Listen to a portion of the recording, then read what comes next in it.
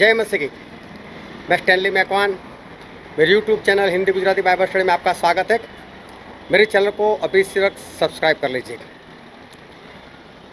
मैं आत्मा में बहुत जल्दी आगे बढ़ गया। सिर्फ 10 महीने हुए थे मुझे विश्वास किए हुए, और मैं सेवकाई में लग गया था। परमेश्वर मेरे इस्तेमाल करने लग गए थे, बीमार चंगे होने लग गए थे, भूत प्रेत निकलने लग गए थे, और मैं प्रचार करने लग गया था। ये आत्मिक उन्नति क्यों इतना जल्दी हो गई, और लोगों की आत्मिक उन्नति क्यों नहीं होती, आत्मिक उन्नति कैसे हो सकती है, ये जानने के लिए इस वीडियो को पूरा देखो। आत्मिक उन्नति मतलब कि आत्मा की उन्नति,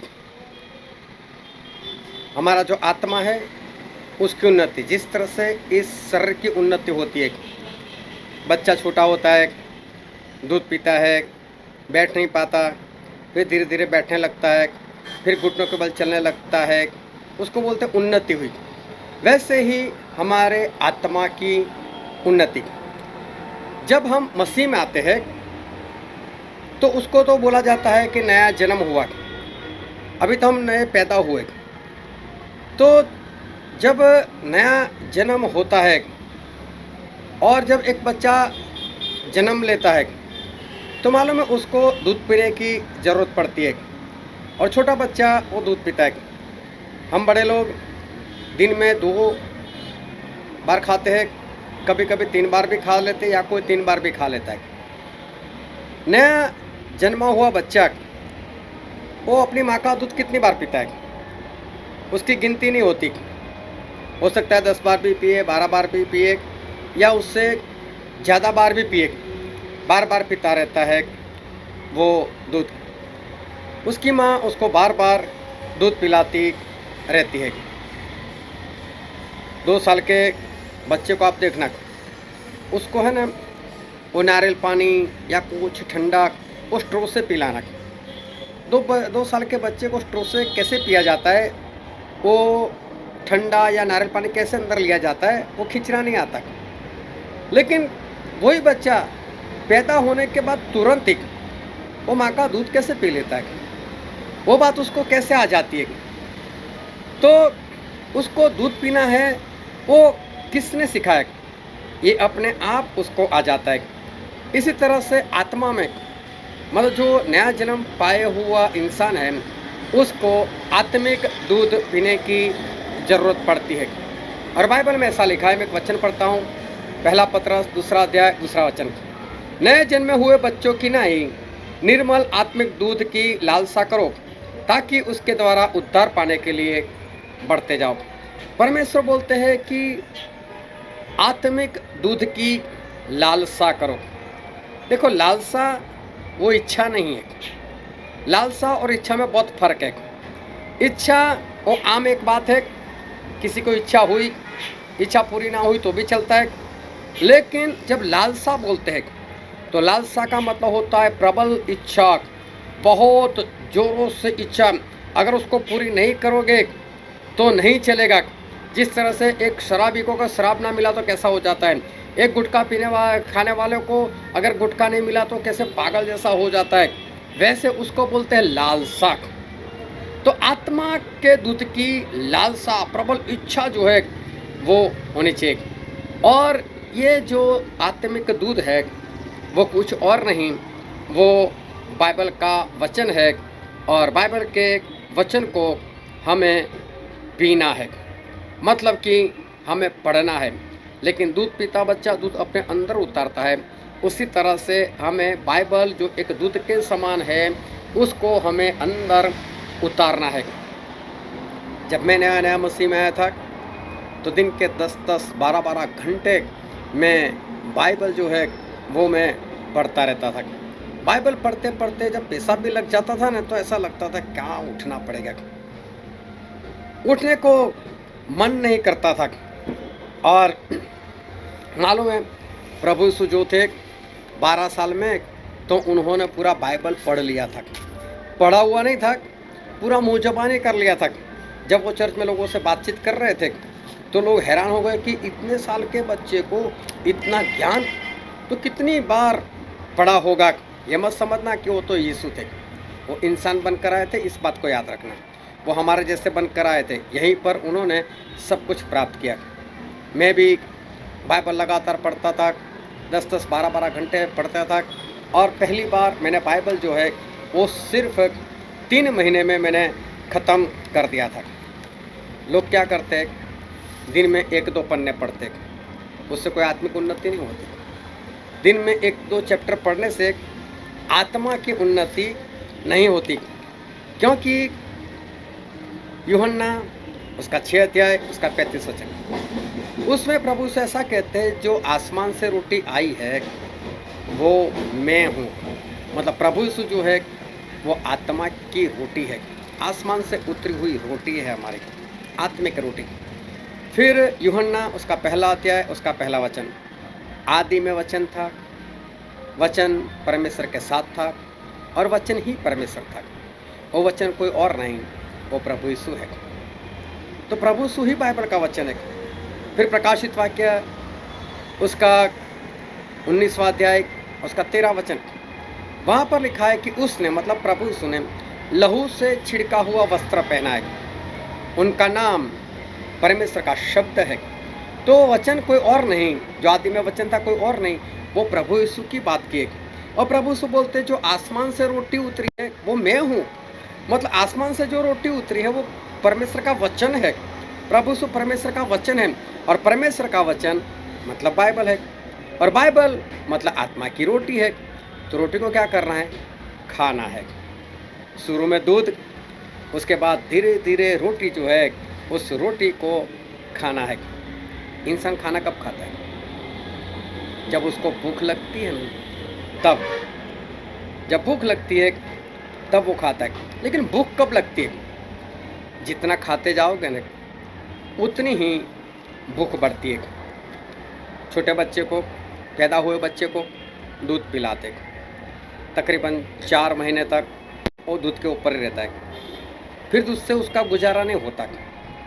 फिर क्या करते हैं, उसको बिस्कुट वो दूध में पिघाल कर उसको दिया जाता है। फिर धीरे धीरे क्या करते हैं, रोटी जो है वो दूध में भिगो कर चूर कर उसको दी जाती है। फिर क्या करते हैं, बिस्कुट ऐसे ही दिया जाता है, रोटी भी ऐसे ही दी जाती, अभी चूर कर नहीं देते, भिगो कर नहीं देते। फिर क्या करते हैं, उसको सूप पिलाना शुरू करते हैं। फिर उसके बाद तो उसकी भूख बढ़ती जाती है, और फिर तो चिकन भी आ जाता है, मीट भी आ जाता है, और वो खाता रहता है। ऐसे जब खिलाते रहते हैं बच्चे को, तब उसकी भूख बढ़ती है। अगर उसको शुरू से दूध ही ना पिलाओ अच्छी तरह से, तो फिर उसकी भूख नहीं बढ़ती। उसको जितना खिलाते जाओ इतनी भूख बढ़ती है। तो अगर उस बच्चे को दूध ही नहीं पिलाओगे, सही से नहीं पिलाओगे, तो उसकी भूख नहीं बढ़ेगी। तो जब तक आप बाइबल, जो कि शुरू में एक दूध के समान है, उस दूध के समान आप नहीं पढ़ोगे, उसको बार बार नहीं पढ़ोगे, तो आपकी भूख नहीं बढ़ेगी। भूख नहीं बढ़ेगी तो रोटी नहीं बनेगा आपके लिए, चिकन मीट नहीं बनेगा, आप बढ़ते नहीं जाओगे। तो हमें धीरे धीरे धीरे धीरे वो हमें बढ़ना है। जितना बाइबल पढ़ोगे, जितना बाइबल खाओगे, इतनी भूख आपकी बढ़ती जाएगी। इसलिए इब्रानी 5वें अध्याय में लिखा है कि अभी तक तो तुम्हें उपदेशक होना चाहिए था, लेकिन आप सही से बाइबल पढ़ते नहीं हो, और बाइबल जो है उसका मूल एक बार फिर से तुम्हें सिखाया जाए ऐसा लगता है। बोले तुम तो बच्चों के समान हो। 1 कुरिन्थी 3 में पौलुस कहते हैं तुम तो बच्चों के समान हो, अभी तक दूध ही पिए जा रहे हो। नहीं, धीरे धीरे हमें आगे बढ़ना है। लेकिन नहीं खाओगे बाइबल, नहीं पढ़ोगे, तो वो भूख बढ़ती नहीं। जितना खाओगे उतनी उसकी भूख जो है वो भूख आपकी बढ़ती जाएगी। फिर खाने के लिए एक दूसरी बात जरूरी है, और वो ज़रूरी है टेस्ट। अगर टेस्ट नहीं है तो खाने को मन नहीं करता। अगर खाने में टेस्ट ना हो तो फिर इंसान को पसंद नहीं आता और वो खाता नहीं। लेकिन लोग क्या करते हैं, जब खाना पसंद नहीं आता, उसका टेस्ट नहीं, तो कुछ लोग अचार ले लेते हैं, अचार डाल देते हैं बीच में, कोई मिर्ची ले लेता है, कोई नमक ऊपर से डाल देता है, कोई चटनी ले लेता है, कुछ ना कुछ करता है जिससे उसका टेस्ट आ जाए। मतलब टेस्ट ना हो, बिना टेस्ट खाने का मज़ा नहीं आता। टेस्ट बनाना पड़ता है। उसी तरह से बाइबल जो एक रोटी है, उसको खाना है, तो उसमें आपका टेस्ट होना, आपका इंटरेस्ट होना वो ज़रूरी है। बाइबल कोई धर्म का पुस्तक नहीं है। पूरा बाइबल पढ़ लो, कहीं पर परमेश्वर ने ऐसा नहीं लिखा कि मैं मेरे मसीही लोगों को देता हूँ, ऐसा नहीं लिखा कि मैं यहूदी लोगों को देता हूँ, ऐसा नहीं लिखा मैं इज़राइल वालों को देता हूँ। बाइबल जो है वो हमारे लिए आत्मा की रोटी है। बाइबल जो है वो परमेश्वर की आवाज़ है।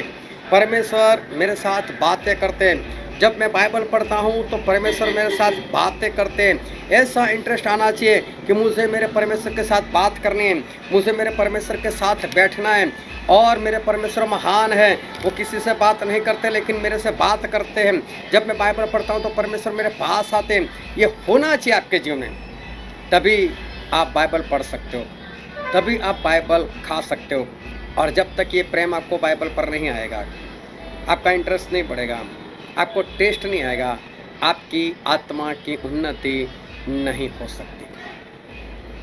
टेस्ट बनाकर इसको खाना है। आत्मा की उन्नति के लिए एक और जो ज़रूरी बात है वो है संगति, बंदगी, मीटिंग। मैं जब मसीह में आया था तो सिर्फ संडे को ही मैं 3 बार बंदगी में जाता था। सुबह 8:30 बजे चर्च में, मैथोडिस्ट चर्च में, वहाँ संगति में जाता था।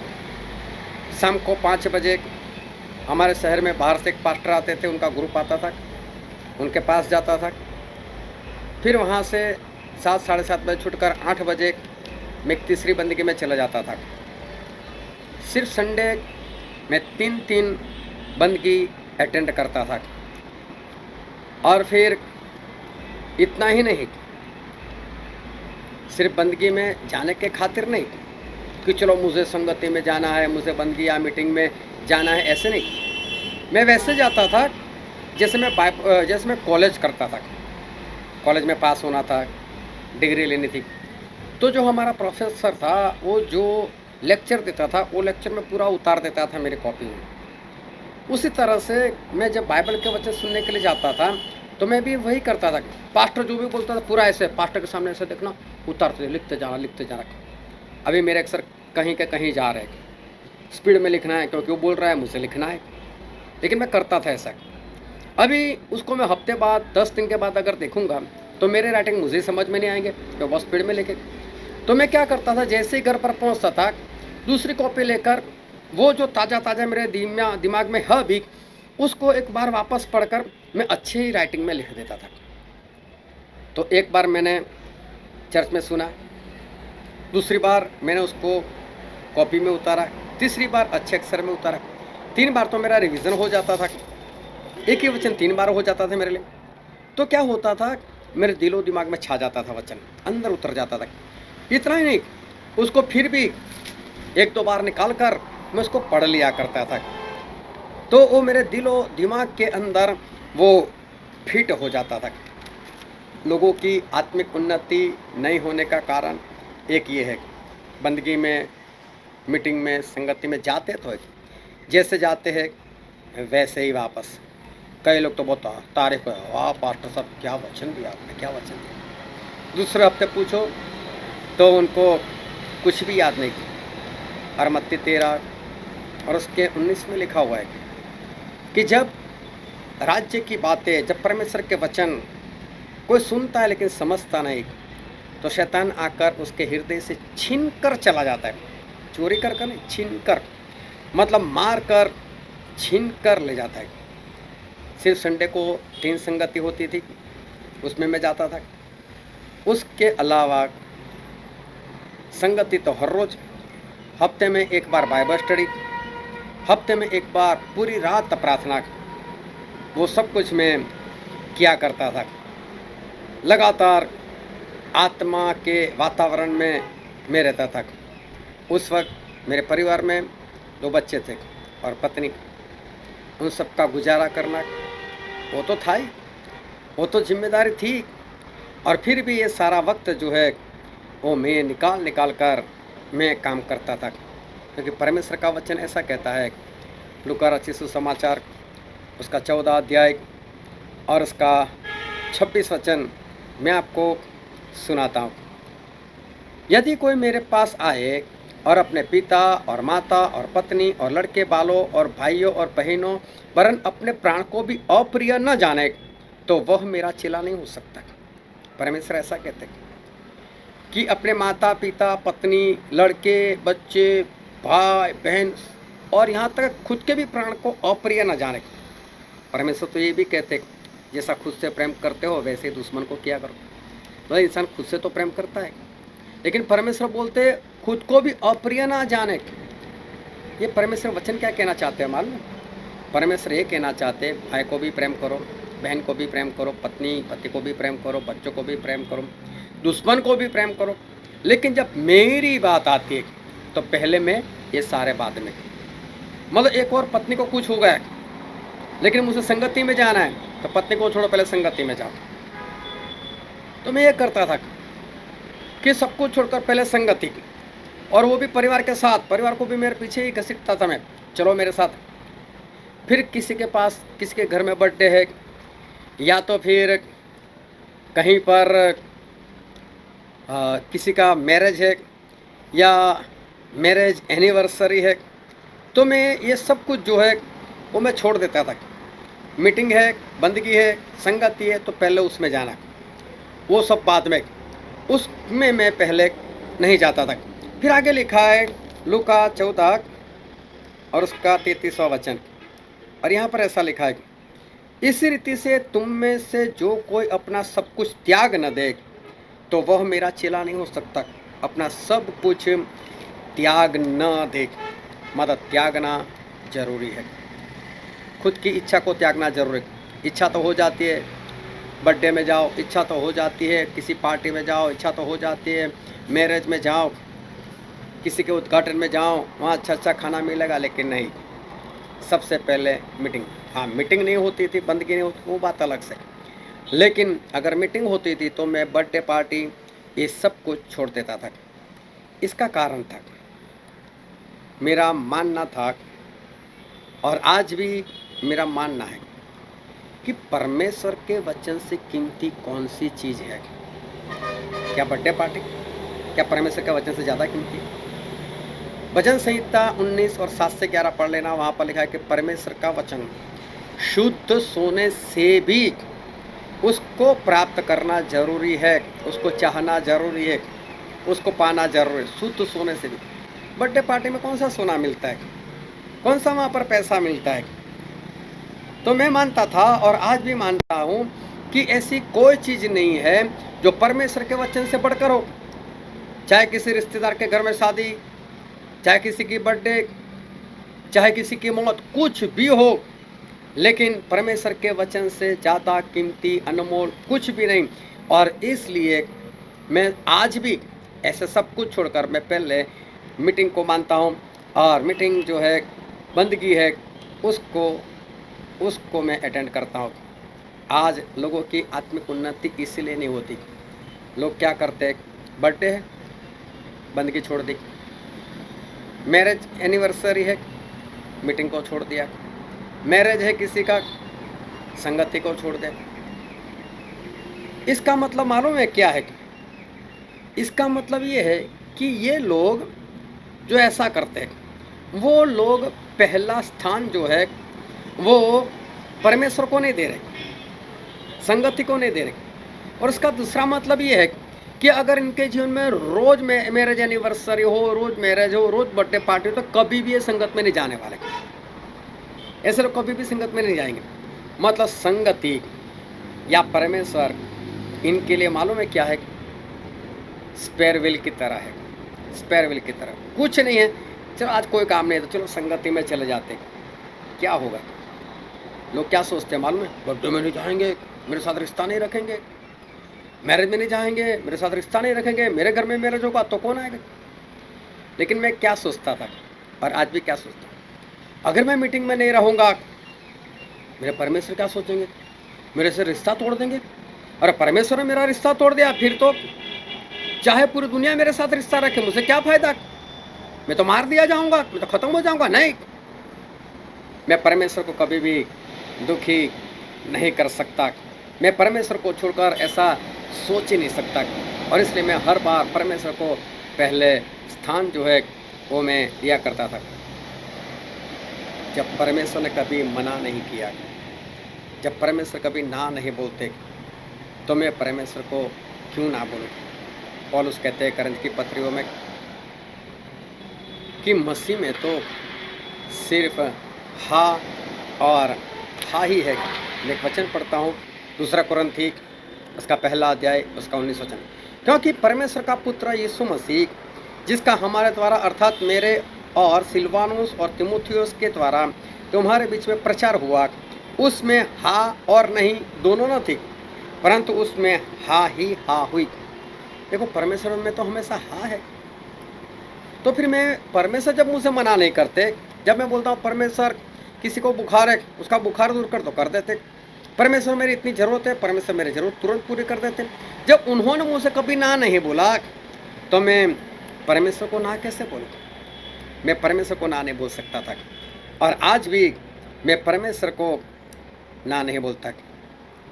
आत्मा की उन्नति के लिए एक ज़रूरी बात और है, और वो है एक प्रसिद्ध वचन, बहुत लोगों ने बहुत बार सुना है, बहुत बार उसके ऊपर प्रचार सुना है, और वो है मलाकी उसका 3 अध्याय उसका 10 वचन। सारे दशमास भंडार में ले आओ कि मेरे भवन में भोजन वस्तु रहे, और सेनाओं का यहोवा यह कहता है कि ऐसा करके मुझे परखो कि मैं आकाश के झरोखे तुम्हारे लिए खोलकर तुम्हारे ऊपर अपरंपार आशीष की वर्षा करता हूँ कि नहीं। दशमास देना, लेकिन कहाँ देना। दशमास देने वाले तो बहुत है, लेकिन कहाँ पर देना। परमेश्वर बोलते हैं मेरे भवन में लेकर आओ। लेकिन प्रेरितों के काम 17 और 24 में लिखा है कि जिन्होंने आसमान और धरती बनाई, वो आसमान और धरती का परमेश्वर होने के नाते, उसका मालिक होने के नाते, वो हाथों से बनाए हुए किसी भी मंदिर में नहीं रहते। मतलब हमारे परमेश्वर हाथों से बनाए किसी भवन में नहीं रहते। तो भवन कौन है फिर, कहाँ पर दशमास लेकर जाए। तो पहला कुरिन्थी उसका 3 अध्याय 16-17 वचन, पहला कुरिन्थी 6 अध्याय 19 वचन, उसमें ऐसा लिखा है कि तुम्हारा शरीर वो पवित्र आत्मा का भवन है, उसमें मेरा पवित्र आत्मा रहता है। इसका मतलब ये है ऐसा इंसान जिसके अंदर पवित्र आत्मा है, वो परमेश्वर का भवन है। तो मैं ऐसे व्यक्ति को चर्च में नहीं, मैं ऐसे व्यक्ति को देता हूँ और देता रहूँगा कि जो सही में परमेश्वर का भवन है। फिर लय व्यवस्था उसका 27वां अध्याय उसका 30वां वचन कि इस भूमि से जो भी उपज आती है, जो भी उसका फल आता है, जो बीज आता है, उस सभी का दशमास परमेश्वर का है। तो इस भूमि से तो हम भी निकले, हम भी पैदा हुए, इसी मिट्टी से पैदा हुए। तो हमारी जो आयु है ना, उसका भी 10वां हिस्सा परमेश्वर का है। तो हमें दशमास तो निकालना है, हम जो कमाई करते और सही जगह पर पहुंचाना है। ये मत समझना आपने कहीं पर भी दे दिया और जिसको दिया वो भी जिम्मेदार नहीं। आपने गलत जगह पर दिया, आप जिम्मेदार। समझो कि मैंने आपके पास से 10,000 लिए और मैं आपको बोलता हूँ अगले महीने मैं दे दूंगा। अगला महीना आ भी गया, मैंने किसी को देखा आपके पहचान वाले को, वो मुझसे मिल गया, मैंने बोला कहाँ पेट्रोल खर्च करना है, कहाँ बस का किराया खर्च करना है, इसके हाथ में भिजवा देता हूँ। मैंने उसको दे दिया, ये भाई साहब 10,000 पकड़ो और इनको दे देना, आप वहीं पर रहते हो ना। अभी उसने रास्ते में खर्च कर दिया या गिरा दिया या कुछ भी किया, आपके साथ कपट किया या मेरे साथ कपट किया और आप तक नहीं पहुंचाओ पैसा। आप सोचते हो कि स्टेली अभी देंगे अभी देंगे अभी देंगे, लेकिन मैं तो दे नहीं रहा। कभी ना कभी तो हम मिलेंगे, कभी तो आप सवाल करोगे कि मुझसे पैसे नहीं मिले, और मैं तो बोलूँगा मैंने तो आपको दे दिए। अरे कैसे दिए, मैंने तो इस भाई के हाथों से पहुँचा दिए थे, लेकिन उस भाई ने नहीं पहुँचाए। क्या उस भाई की गलती है? नहीं, गलती मेरी है। जब मुझे लेने थे तो मैं आपके पास आया, तो जब पहुंचाने थे तो क्यों नहीं आया? ये गलती मेरी। अगर आप किसी को भी देते हो, ऐसे वैसे व्यक्ति को देते हो या ऐसे वैसे चर्च में देते हो जो लोग सही से नहीं चलते और वो पैसा परमेश्वर के पास नहीं पहुंचता, तो समझ लेना जिम्मेदार आप हो, वो नहीं। उसका जवाब आपको देना पड़ेगा। ये बहुत स्पष्ट बात है। तो मैं इसी तरह से जहाँ पर सही में मुझे पहुँचाना चाहिए उसी को पहुँचाता हूँ। और दूसरी बात, अब हमारी जो आयु है उसका 10वां हिस्सा, एक दिन में 24 घंटे, और 24 घंटे के हिसाब से 1440 मिनट, 1440 मिनट, मतलब 144 मिनट वो हमारा 10 मास बनता है। मैं 2 घंटे 24 मिनट, हमें हर रोज़ 2 घंटे 24 मिनट परमेश्वर का काम करना है। किसी को सुसमाचार देना है, दूसरों के लिए प्रार्थना करनी है, बस परमेश्वर में जो कहे वो काम करना है। आत्मा की उन्नति के लिए बहुत जरूरी है कि पैसे का भी 10 मास दो, और साथ में परमेश्वर का काम 2 घंटे 24 मिनट दिन में किया करो। नहीं करते तो आप परमेश्वर को लूटते हो, और परमेश्वर को लूटते हो तो परमेश्वर को जो लूटने वाला होता है उसकी आत्मिक उन्नति कैसे होगी? उसकी आत्मिक उन्नति गलती से भी नहीं हो सकती। फिर जब मैंने देखा मेरे परमेश्वर 100% मुझसे देते, उनमें से मैं 10% देता हूँ, तो चलो ज़्यादा दो, तो मैं परमेश्वर को 10% नहीं देता, मैं 10 से ज़्यादा निकालता हूँ, और ज़्यादा मैं देता हूँ, और परमेश्वर भी मुझे आशीष पर आशीष दिए जाते हैं। फिर वचन में लिखा है, एक वचन हम पढ़ते हैं जो है नए नियम में, लूका उसका अध्याय 6 और उसका 38 वचन, दिया करो तो तुम्हें भी दिया जाएगा, पूरा नाप दबा दबा कर और हिला हिला कर उभरता हुआ तुम्हारी गोद में डाल दिया जाएगा। इसका मतलब है दो तो दिया जाएगा, जितना दोगे, चाहे वो 10 मास पैसे का है चाहे वक्त का है। अगर आप वक्त का 10 मास जितना ज़्यादा देते हो, परमेश्वर इतनी ही आपकी आयु बढ़ाते जाएंगे। जितना जो 10 मास के ऊपर आप देते जाओगे, परमेश्वर उतनी आपकी सैलरी या आपका कारोबार या आपकी कमाई वो बढ़ाते ही जाएंगे। और मैंने ये सारी बातों का अनुभव किया। इतना ही नहीं, फिर लिखा है, हम एक वचन और पढ़ते हैं,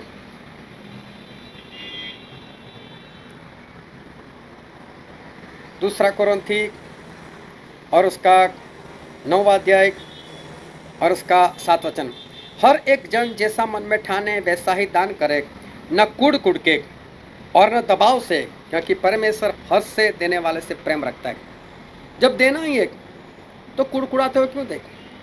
किसी के दबाव में आकर क्यों दे? खुशी से दो, खुशी से देना चाहिए। और वैसे ही 2 घंटे 24 मिनट और हमारा 10 मास, और परमेश्वर को हम खुशी से दें, ताकि हमारे आत्मा की उन्नति जो है वो होती रहे। आज मेरे घर में कोई भी आए, उसके लिए मेरा घर खुला है, मेरा किचन भी खुला है, मेरा फ्रिज भी खुला है। जो हम खाते हैं वही लोगों को खिलाते हैं, और जिस तरह से हम हमारे घर में रहते हैं वैसे ही लोगों को हम हमारे घर में रखते हैं। क्योंकि बाइबल में ऐसा लिखा है, हम पढ़ते हैं एक वचन जो है इब्रानी उसका आखिरी अध्याय 13 अध्याय और उसका पहला और दूसरा वचन, भाईचारे की प्रीति बनी रहे, पहुनाई करना ना भूलना, क्योंकि इसके द्वारा कितनों ने अनजाने में स्वर्गदूतों की पहुनाई की है। मतलब किसी को अपना बनाकर अपने घर में रखो, मतलब खातिरदारी करो, आदर सत्कार करो, चाहे कोई भी हो, आपका पास्टर हो या कोई संगत वाला हो, कोई भी। कई लोग क्या कूटते, कहाँ आ गया रहते, नहीं, उसको खुशी खुशी चाय पिलाओ, खुशी उसको खाना खिलाओ, और मालूम है परमेश्वर इससे खुश होते हैं, हमारे आत्मा की उन्नति होती है। मैं भी ऐसा ही करता हूँ और करता था और करता रहूँगा, ताकि परमेश्वर की आशीष मुझसे मिलती रहे और आत्मा की उन्नति मेरी होती रहे। और सबसे ज़्यादा जो ज़रूरी है वो है वचन की आज्ञाकारी। जब मैं नया नया मसीह में आया था और पुराने नियम में मैंने पढ़ लिया कि चर्बी हमको नहीं खानी है, चर्बी हम नहीं खा सकते, तो जब भी मैं चिकन मीट लेकर आता था, इतना साफ करता था, इतना साफ, जहाँ जहाँ चर्बी दिखे निकाल देता था उसको। हालांकि चर्बी खाना मुझे पसंद था, लेकिन मैं निकाल देता, नहीं नहीं परमेश्वर ने मना किया। पढ़ते पढ़ते जब नए नियम आया, उसका 15 अध्याय पढ़ा, तो मुझे पता चला, मत्ती का 15 अध्याय, कि परमेश्वर ने तो सारे खुराक को शुद्ध ठहराया, कुछ भी खा सकते, चर्बी भी खा सकते। लेकिन तब तक मैं चर्बी निकालता रहा। कहने का मतलब ये है कि बाइबल में जो लिखा है उसको मानो, और जब मानते रहोगे तब आत्मा की उन्नति होगी। ये सारी बातें मैंने की, तब मेरा आत्मा की उन्नति हुई। आज मैं गुजरात के वडोदरा शहर में अब तक रहता था, और रहते रहते अभी वडोदरा के पास हालोल नाम की एक जगह है, वहाँ पर परमेश्वर ने मुझे कुछ जगह दी, वहाँ पर मेरा घर बन गया और अब मैं वहाँ पर रहता हूँ। लेकिन मेरी सेवकाई वो गुजरात के काफ़ी शहरों में फैली हुई है और गुजरात को छोड़कर बाहर कई राज्यों तक मेरी सेवकाई परमेश्वर ने फैलाई है। और परमेश्वर ने सिर्फ भारत में नहीं, मेरा भारत के बाहर भी परमेश्वर ने मेरा काफ़ी इस्तेमाल जो है वो किया है। बहुत जल्द मुझे परमेश्वर ने आगे बढ़ाया। सिर्फ 10 महीने के अंदर, विश्वास में आने के 10 महीने के अंदर मैं प्रचार करना मैंने शुरू कर दिया था। आज मैं लोगों को देखता हूँ बरसों से एक ही जगह पर बैठते हैं और सीट गर्म कर कर वापस आ जाते हैं। वैसे के वैसे उनका जीवन रहता है। लेकिन आज मैंने जितनी बात बताई, जो मैंने अनुभव किया, ये किसी की सिखाई हुई बात नहीं, मैंने अनुभव से जो मेरे जीवन में हुआ वो बात मैंने आज आपको बता दी है कि जब तक ये सारी बातें आप अपनाओगे नहीं, आपके आत्मा की उन्नति वो नहीं हो सकती। और इसलिए मैं आपको कहता हूँ कि सारी बातें मेरे जीवन में हो चुकी है, तो आपके जीवन में भी होगी। और मालूम है आत्मा की उन्नति का फ़ायदा क्या है? परमेश्वर हमसे प्रसन्न रहते हैं। परमेश्वर अपने स्वर्गदूतों को भेजकर हमारे रखवाले करते हैं। हम बीमार नहीं होते, हमें किसी भी चीज़ की कमी घटी होती नहीं और परमेश्वर हमारे जीवन में बहुत बहुत और बहुत काम करते हैं और परमेश्वर हमें आगे बढ़ाते हैं, हमारे चारों ओर से रखवाले करते हैं। तो इस बातों को ध्यान रखना, जिस तरह से मैंने आत्मा की उन्नति पाई उस तरह से आप भी आत्मा की उन्नति पाओ और बढ़ते जाओ। परमेश्वर आपको आशीष दे। आमीन।